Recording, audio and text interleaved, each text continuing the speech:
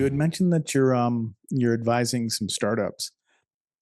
Do you have an opinion on the whole how do you build a business model around an open source project? I'm assuming it's open source projects to product, I think is the phrase you used. Yeah, there's a couple of proprietary ones. Okay. When I advise my startups, I'll tell them the early startups, they used to be this thing and still a thing in VC world. Don't worry about revenue. I'm like, I don't understand a business world like that. You have to be thinking about revenue if you want to build a business. Sure, maybe you can have a little runway before that first set of customers need to come in.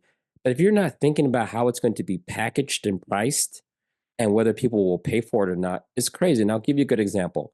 Imagine you open source a project and it's starting to get a little popular. And then you start getting some big users like the Ericssons of the world. And they show up and say, hey, we really love this. We're going to start shipping this in our big equipment. Problem is, we need a few features. We need FedRAMP compliance and something else. And you say, whoa, whoa, whoa, whoa, stop. That's not what everybody needs. That's what Ericsson needs and probably other big enterprises. My advice to a company is at that moment, we got to start drawing the line in the sand. First step, put in a hook or at least build instructions where a customer could do this themselves. If someone were to do it themselves, we should take that contribution as long as they promise to maintain it. If we have to do it ourselves, then that might be the first enterprise version, mainly because not everyone needs it and you need it. And so we're going to add it in a way where you can totally pay for that. If you want us to do the work at a priority schedule, then we got to negotiate some type of contract to pay for the resources to build it, support it, and do all the things that you want. Because we know next year, if there's a problem, I got to stand behind that software. And so the first thing I would do is just have a clean interface where anyone can do it. This is what we did in the Kubernetes project when we wanted to have deeper authorization integrations with like IAM cloud providers or your own LDAP system. We built a hook in the core, and then everyone could do their own implementations. And if you wanted GCP's implementation, you paid for it in the managed service. But if you wanted your own implementation, you do the work and you can totally integrate just like everyone else. I think that's the best balance. And the last thing I'll say here is what I've learned is most companies, if you told them what to pay for, they tend to buy it. Professional services is usually the thing most companies need, not a product license. We need education. Who's going to train all of these people? We need support. Those first 2 years are critical. I don't really care about your software license. We know it's not 100% finished, but the more critical thing in those early stages for these early open source projects is support, knowledge transfer, and training. Sometimes you got to do some of that work before we can get to the product led growth.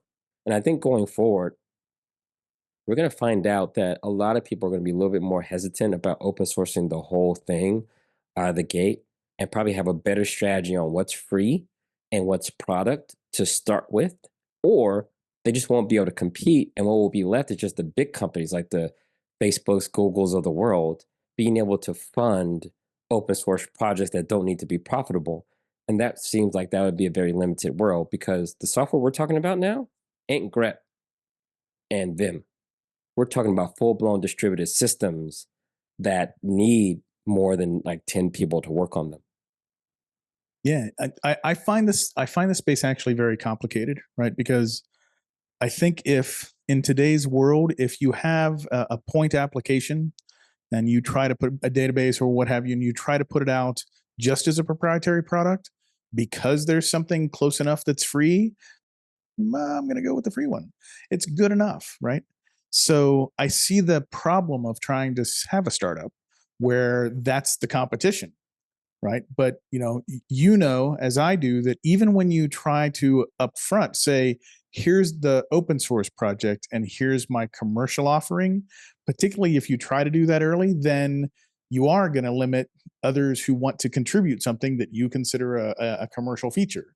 And that's when you start to run into that problem. Well, now it's in that open source side of the fence and not in my proprietary license.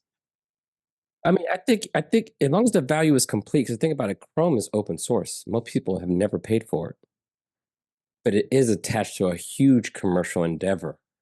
And but the split is right. But I can see what you mean because if you start to say Chrome Enterprise versus Chrome open source, and the open source one is hobbled, then yeah, I think people do get turned off if you get that split wrong. Yeah, and I think it does end up boiling down for me is the value you provide as a company can't be tied to the software or can't be directly in the software, right? It's some value above and beyond. And you named a lot of them, right? It's training, it's support, it's customizations that are quite unique to you as a company. But I think, you know, in my experience, open source does best when it's a platform that everybody needs and they build their own differentiation on top of. But that interoperability and that speed of innovation of a Linux or of a Kubernetes or of an OpenStack, right? Lots of different use cases, lots of different places you can take it. Apache, another great example, right? Nobody had a good success story in creating even support around Apache. It's just everybody used it, and Nginx is kind of following behind as well. In the same sense, it's those platforms do really well in an open source ecosystem. Point applications, I always struggle with. It's like, why did we create that in open source to begin with? And if nobody did, then there would be a good proprietary marketplace for them. But that's not the world we live in. Somebody's going to try to do this open source thing first, and that just makes the decision for everybody else really complicated. I don't know an easy way out of it. And now, as you know, like everything is open source, right? So I think we've seen a world where open for proprietary software works like gaming. Most games you mhm. pay for, and that's proprietary software, and it works. Movies, if you want to consider, and music, those are kind of software in many ways on how we consume them, and they also are proprietary. I pay for QuickBooks; it's proprietary. I pay for my little camera app that I'm streaming to you on now. I'm using this Cameo thing. I literally paid for it because of the value it brings to me. So I paid for it because I kind of want to see that team do well. But I think you're right. Infrastructure is a little different. Like roads and highways, they're so important that we know they need to exist regardless of the company behind them exists. What's that old Bill Gates quote?